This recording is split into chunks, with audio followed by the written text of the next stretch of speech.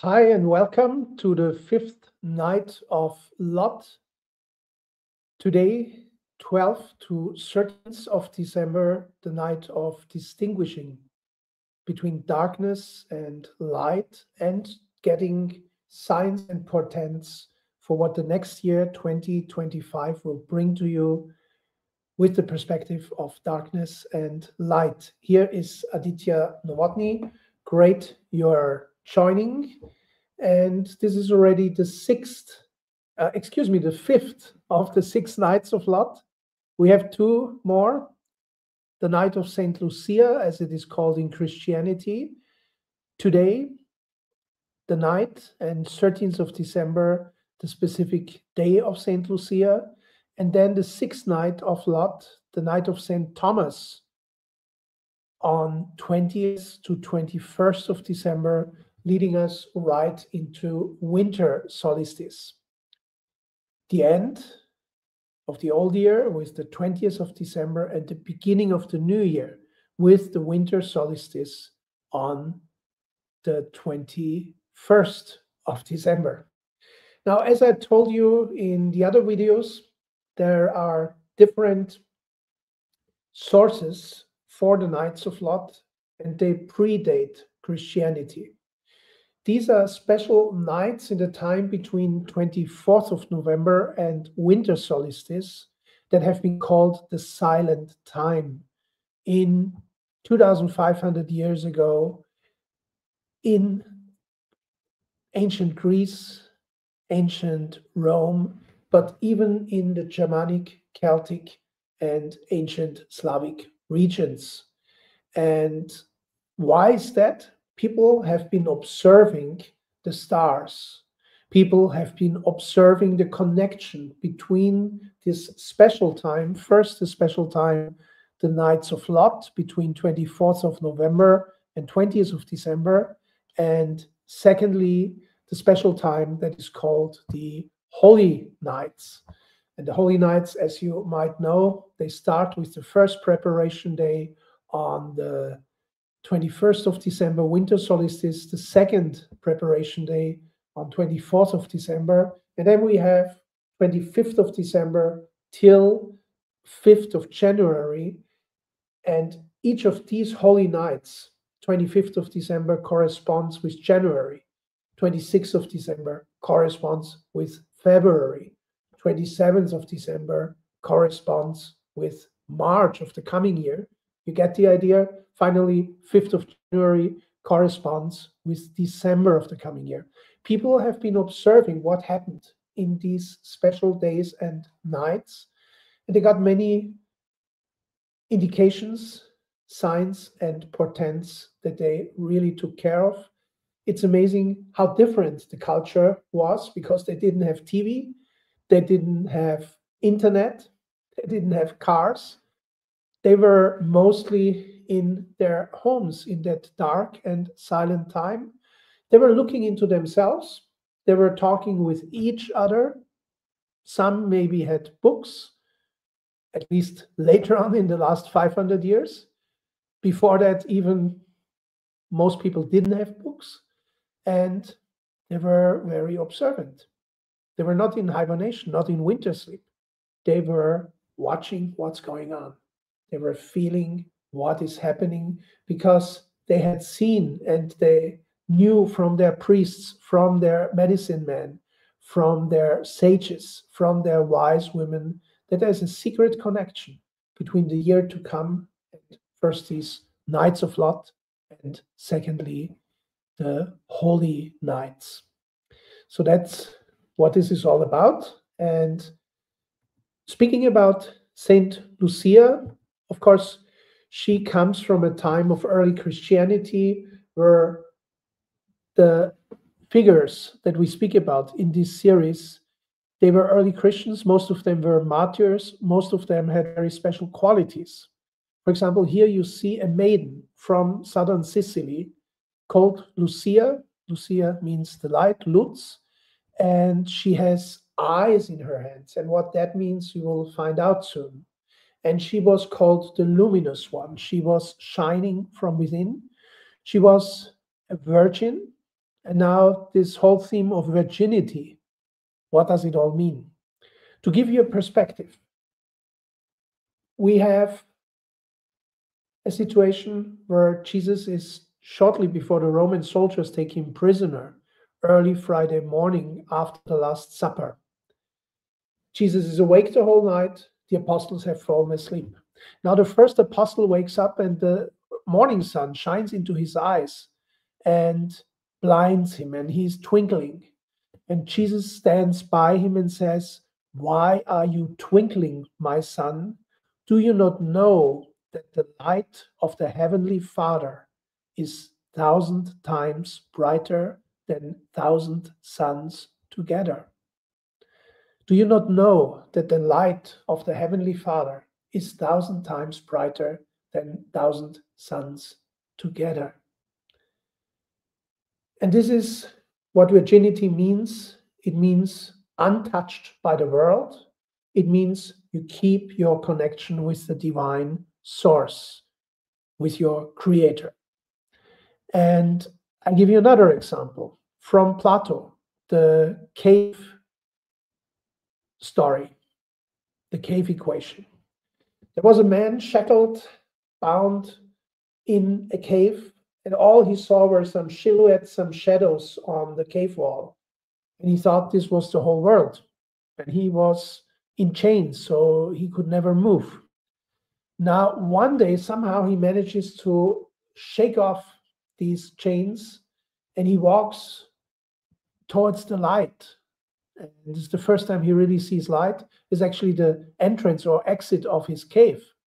And as he steps out, he sees a luminous world with vivid colors, people going by, people carrying amphoras, animals, and carts pulled by donkeys. And he realizes, wow, the silhouettes I have seen on the cave wall, this is actually just the shadow projection of what goes on outside the cave. And of course, first he's blinded because he has never seen such luminosity, but finally he realizes this is the real world. And now, if you take these two stories together, what does it mean? It means if we live in the world only, we are living in darkness in a certain sense. If we live also in the spirit, if we re-establish the connection with source, we will live in luminosity. We will live in the light. And then many things will make much more sense. Also, we will be much more protected and much more guided. So, Lucia is a perfect example of stepping into the light, or in her case, not even losing the connection with the light. And let us look now into her story. But I have one more thing to add. And this is an Indian yogi story. Sri Ramakrishna, a great master of the 19th century, was asked, "Guru, what do you mean with untouched by the world? What does that mean?" And Sri Ramakrishna smiles and says, "Oh, think of a dog swimming through the river. When the dog comes out on the other side of the river, he shakes and twists his fur to get rid of the water, but he's drenched by the water. And his fur will be wet for hours to come and he will start to stink. He's drenched by the water." Compare this with a duck. The duck goes into the water, swims through it, comes out on the other side of the river, and just shakes off its feathers, shakes off the drops of water from its feathers. As you know, there is a kind of oily film on the feathers of a duck, and the duck is perfect. The duck is in perfect condition. It is not drenched by the water. It is not drenched by the world. And according to the yogis, this is the way to go through the world, to be in the world, but not of the world. So let us look now into the story of Saint Lucia, and I hope these 3 short stories made sense to you. Lucia, from Syracuse. Syracuse is on the eastern coast of Sicily. It's the southernmost city there. A little north of it is Catania. Catania is at the foot of Mount Etna, the volcano. She lived from 283 to 304, you see, only 21 years. Is an early Christian virgin and a consecrated martyr, a blessed martyr. Her name Lucia means the luminous one. Lucia was the daughter of a wealthy Roman citizen of Syracuse who died young. Her father also died young. Her mother, Eutychia, or Artichia, wanted to marry her off, but Lucia had vowed virginity for the sake of Christ and postponed again and again the betrothal. When her mother became seriously ill, Lucia made a pilgrimage with her to the tomb of Saint Agatha in Catania. Saint Agathe. There, her mother was cured of the ailments caused by the flow of blood, and she agreed finally to her daughter's vow to lead a life as a virgin and again to stay in the light, to stay connected to Source. Lucia had sent her fiancé her torn out eyes. Now, this is quite heavy. Imagine she pulled out her eyes. She had such an inner luminosity, such an inner light, that she saw the inner world, the higher world, the higher spheres. And she didn't care for seeing the world. She didn't care for seeing any man. She tore out her eyes and she sent her eyes to her betrothed. By the way, here you see on the right side Saint Lucia with this cup where she holds her eyes before she sends them off. Now, never take an angry man not serious. This man was, of course, wild. He was furious. He accused her of selling the inheritance that would have been the gift for the marriage to the prefect. As a Christian, she is a Christian. Remember, this is early Christianity. There was still the old religion, and many of the institutions were still run by the old system. Here we have, again, this theme that we have nowadays also in the world. The old system is still there, wants to hold on, but the new light is coming. The prefect wanted to have her taken to a harlot's house, but not even a team of oxen and 1,000 men were able to pull her and to deliver her to the whorehouse. She also survived the work of a sorcerer, the pouring on her body of hot oil, and even the torture with fire. She survived unscathed. Finally, a sword was driven into her throat. And even then she did not die. She would only die when she was given a host by a Christian priest.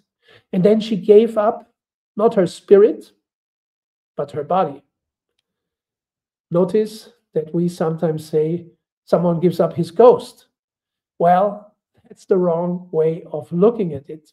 Someone is not giving up his ghost. Someone is giving up his body. The ghost or spirit remains. The spirit is untouched, but the body dies away. So she gave up her body only once she was given the host as a physical representation of connection with divine source. So a wild story, a strong story, and a typical story of that theme of darkness and light. What does it have to do with us? Well, sometimes we are in darkness with our thoughts, with our emotions, and even with our words and deeds. But we are aspiring to be in luminosity with our thoughts, in brightness with our emotions, and to have deeds and words of light that we contribute to the world. Remember, the last night of Lot, the fourth night of Lot, was on 5th to 6th December, the night of faith and freedom, the night of Saint Nicholas. And Saint Nicholas reads from the book of fate. In Indian terms, we would call it the book of karma. What are the states of consciousness that lead us to negative karma? States of unconsciousness, states of ignorance, states of darkness.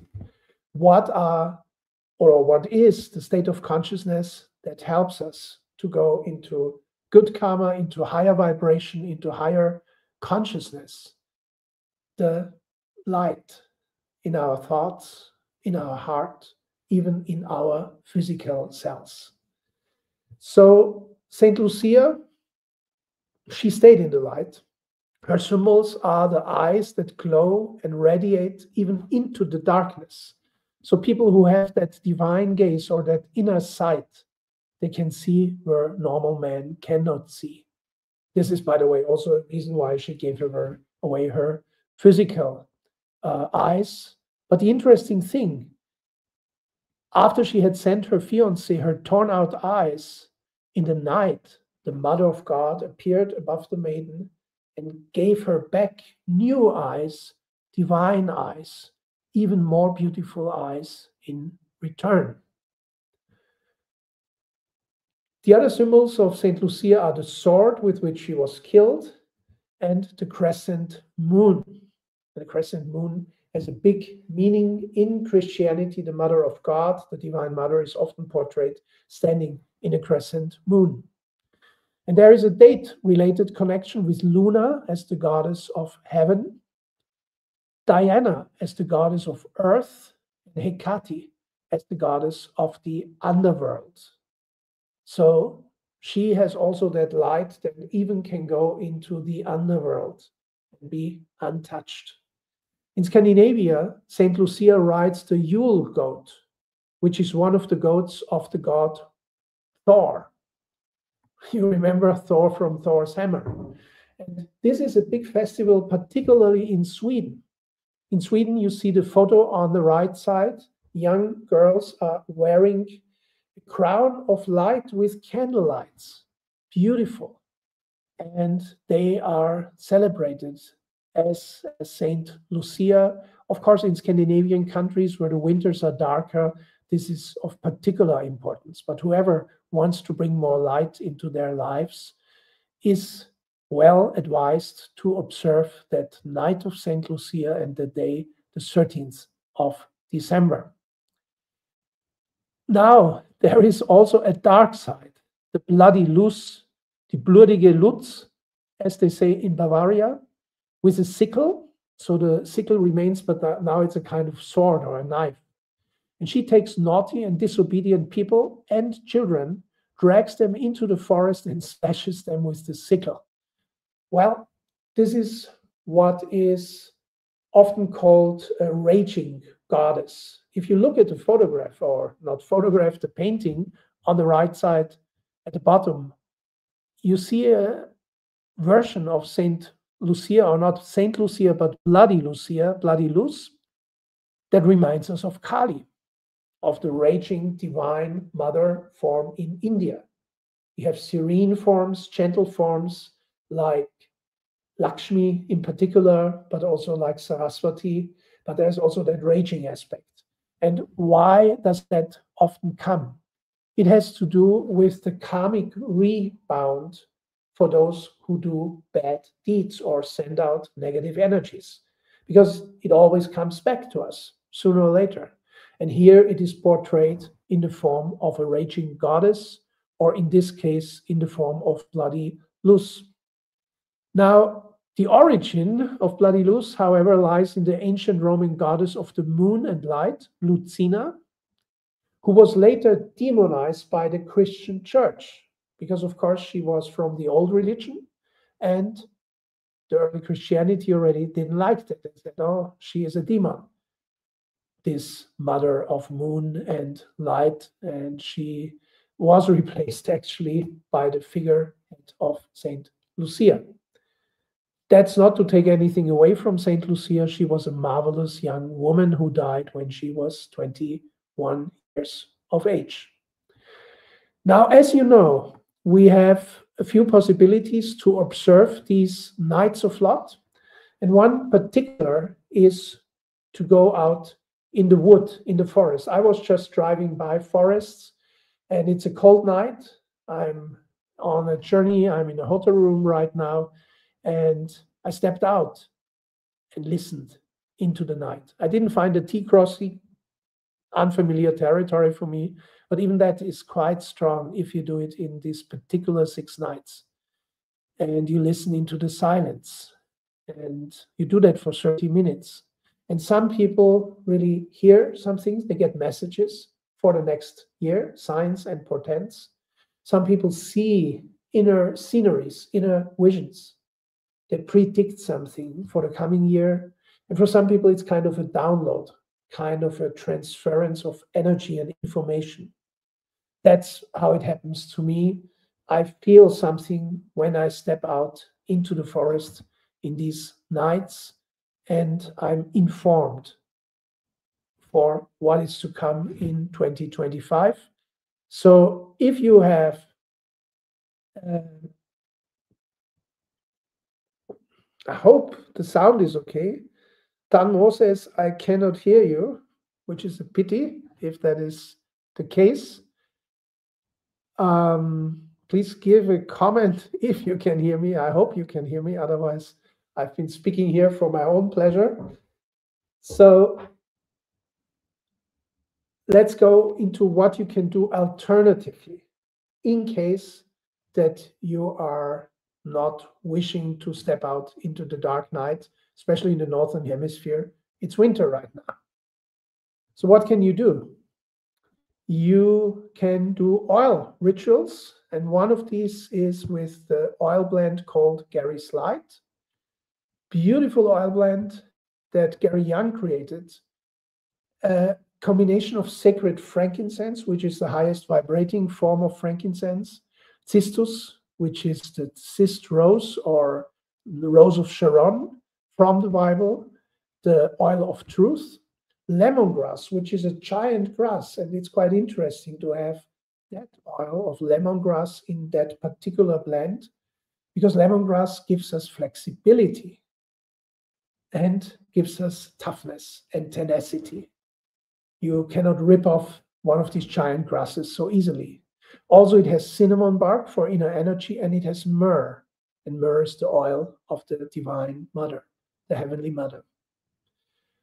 This blend is designed, and you can start by just inhaling it for 3 to 5 minutes from the bottle, so aromatherapeutic usage. But you can also put it on your hand first, activate it 3 times, and then put it on your crown, your third eye, and your heart center. These are the most important centers of consciousness to open you to the light. This helps us not only to connect to the light of source, the light of divinity, but also to connect with the light in each other and to enlighten our spirit to a greater awareness of truth. Remember, cistus, and discernment between darkness and light. This special blend provides a calming sense of strength that leaves us feeling grounded and protected, while filling our hearts with joy and peace, allowing us to shine with light throughout our being.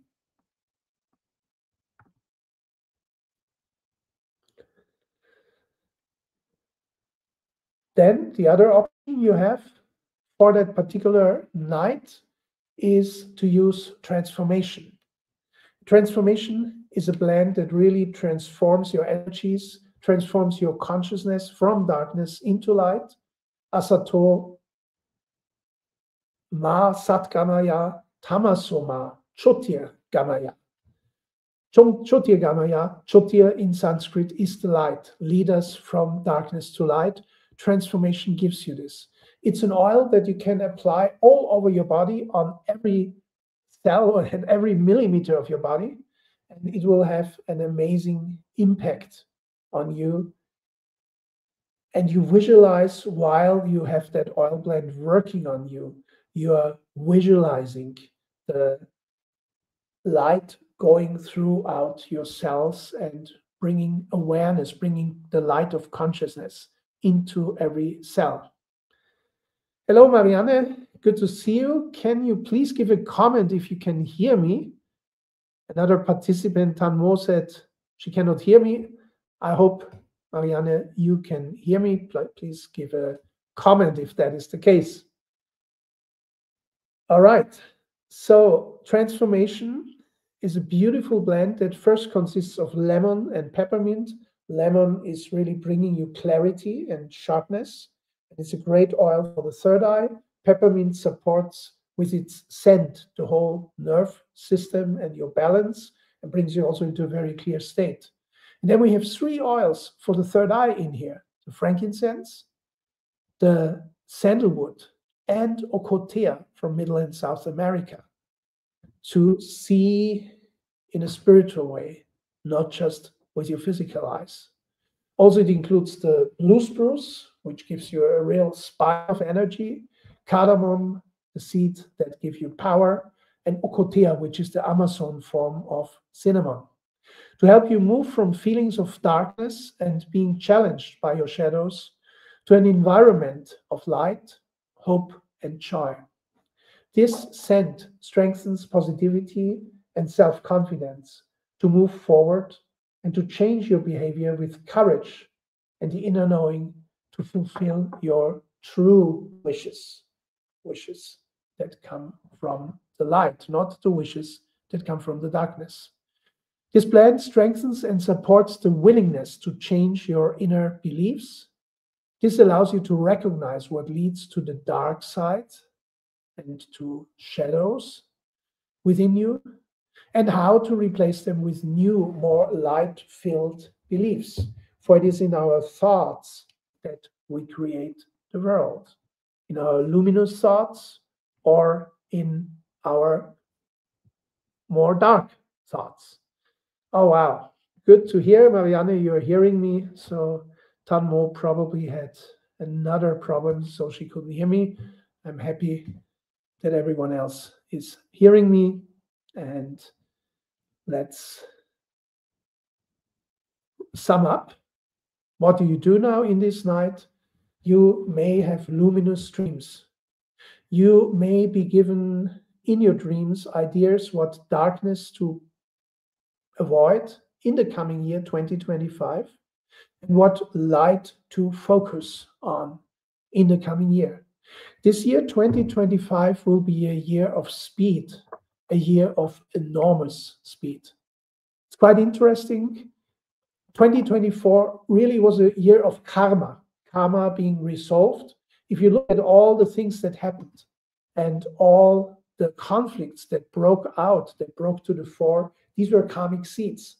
These were things that were already planted, and they got realized in 2024. And also I noticed in the case of many human beings that they had a lot of karma to deal with in 2024. Now, in 2025, we are finally having the dark time, the old age behind us.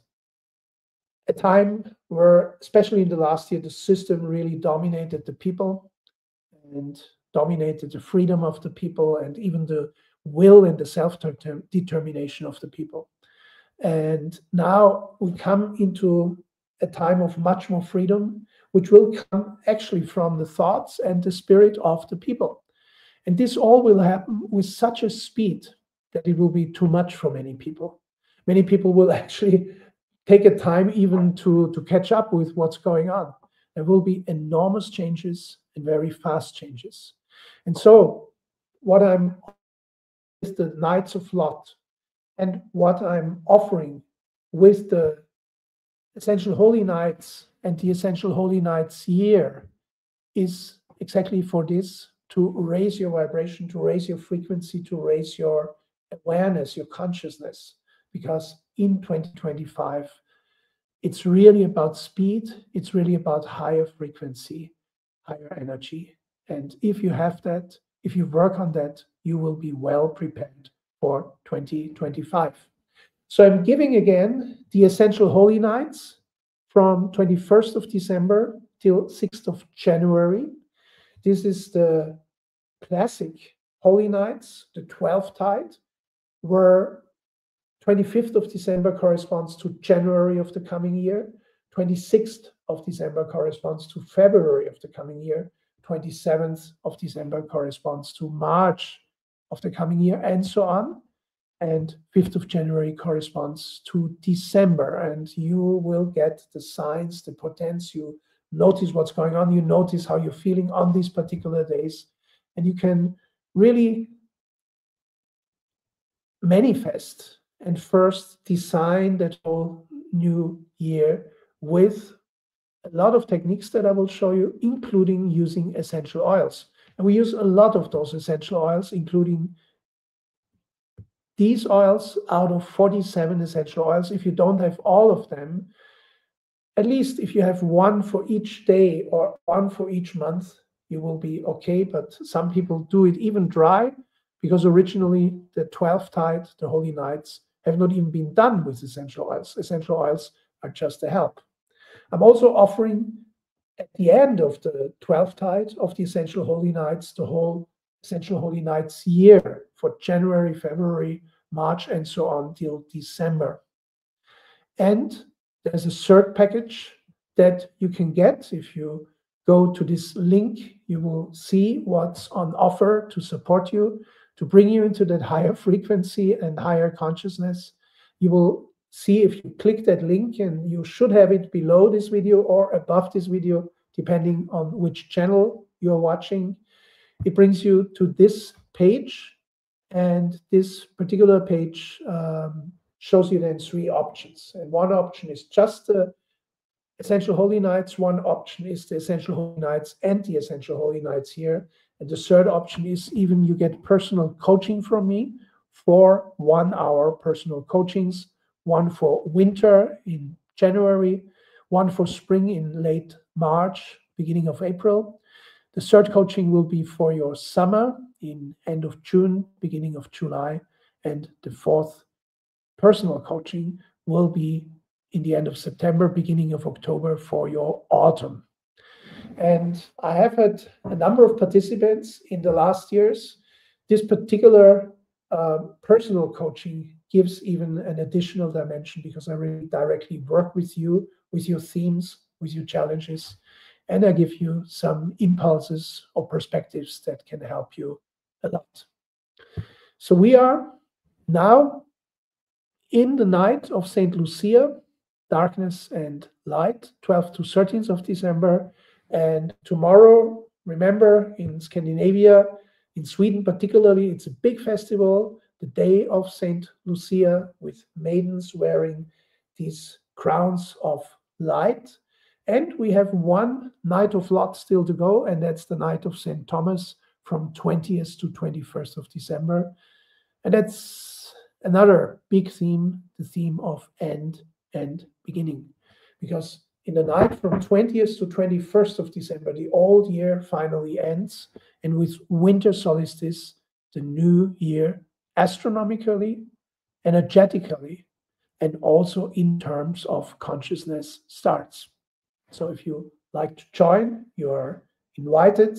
You'll find the link, as I said, below or above the video. And I will look forward to meet you for our 6th video on the 20th of December for the night of end and beginning. All the best, and have a luminous night and luminous dreams. Aditya Nawatni.